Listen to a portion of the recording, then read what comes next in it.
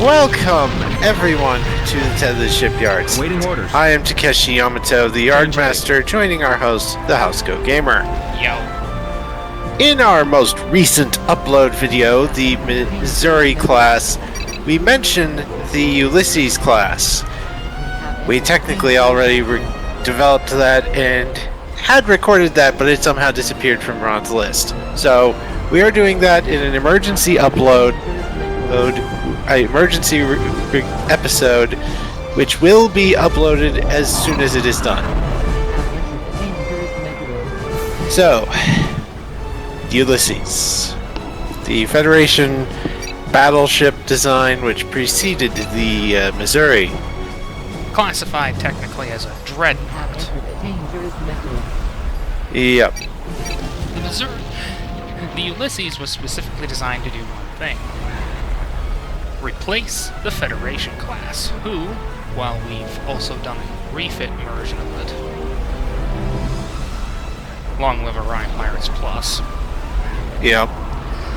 it just wasn't capable enough. Too many compromises for both sides. So they decided enough is enough. To hell with the Federation Council, let's get this thing operational. And so they did, by developing a relatively simple and relatively cheap design that was incredibly effective. Yeah. That being the Ulysses-Class. All the firepower Yes. of a Federation class, with none of the drawbacks. Indeed. And it can be produced on the cheap. Yeah. The only ship that was actually cheaper to produce during the General War was the Excelsior-Class. So, yeah. And it served well, but then the Kittimer Accords sorta... Oh, the kneecapping only happened to ships like the Constitution and the Lexington-Class. These things outlived the Kittimer Accords and the Constitution.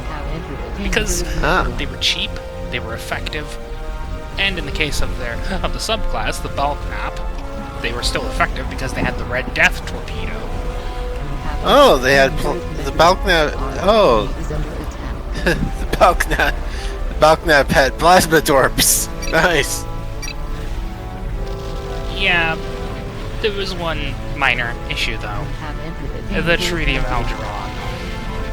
Yeah. Not only was the Federation kind of banned from using cloaking devices, mostly because the Romulans were scared of, the Federation being, hey, we're getting tired of you existing and attacking us and doing your spy stuff. Prepare to die. Oh wait, we have cloaking devices. Now you're really screwed.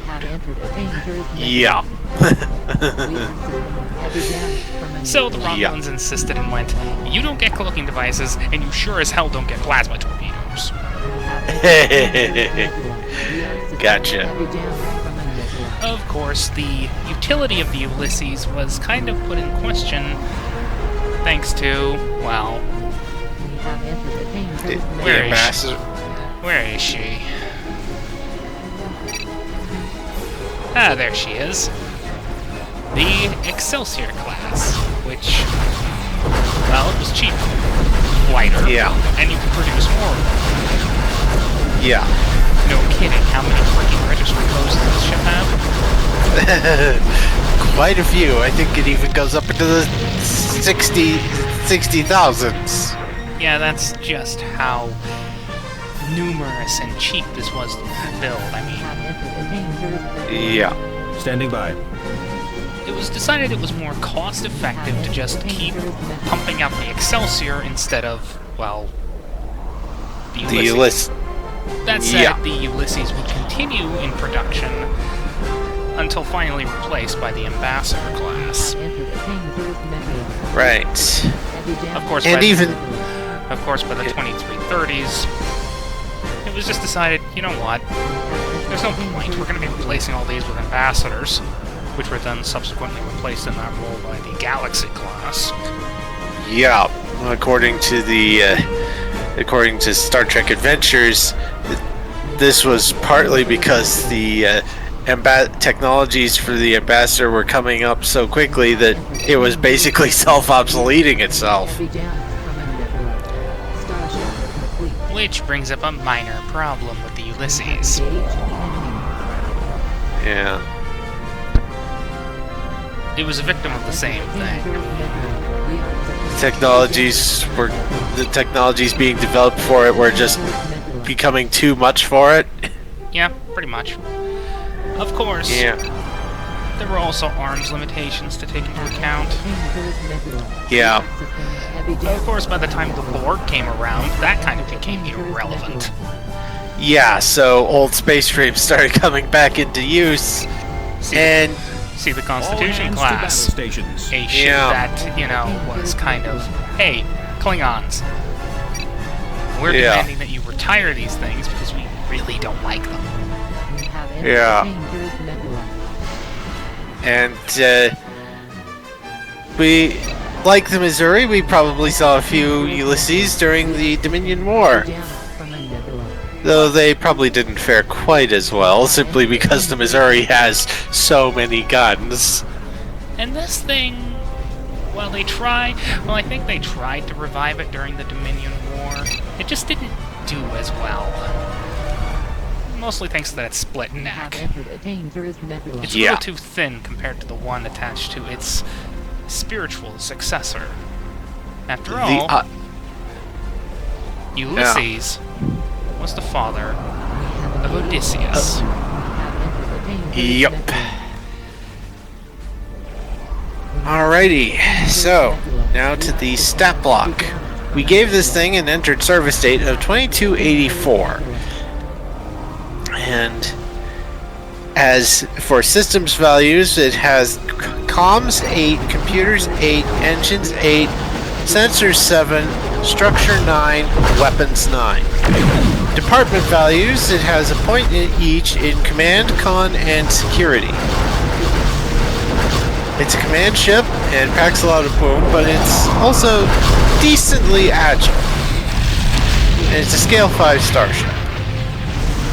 It has phaser banks, photon torpedoes, and a strength 4 tractor beam. And for space frame talents, it has command ship and rapid fire torpedo launcher. Now, we are going to have to add something here. The bulk. Right, let's see. Just replace the torpedoes with plasmas. That's pretty much it. Yep. That's so all that literally happened. Yeah. Notes for bulk nap class conversion. So yeah, just replace photon torpedoes with plasma torpedoes and add hyper-focused plasma torpedo special rule. You know this from the Gorn vids already. It and any Romulan ships we may have done that have this. It basically gives hyper-focused plasma torpedoes, the Red Death torpedoes, basically give your plasma torps the high yield quality to go with all the existing capabilities of plasma torpedoes.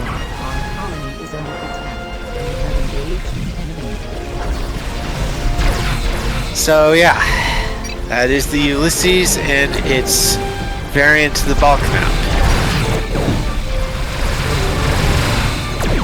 It was capable. It was an emergency. It was really supposed to be just a rushed ship. But it served well long after it was supposed to be, scrapped. Yeah. Because it was just that useful. Yeah, and while the and again, I wouldn't be surprised if there was a survivor of the Ulysses from the Dominion War, just one, and I wouldn't be surprised if that one was in the Fleet Museum. Hopefully, Cryptic does just that and shows us, hey, here's our love for Starfleet Command. Yeah. Bye-bye.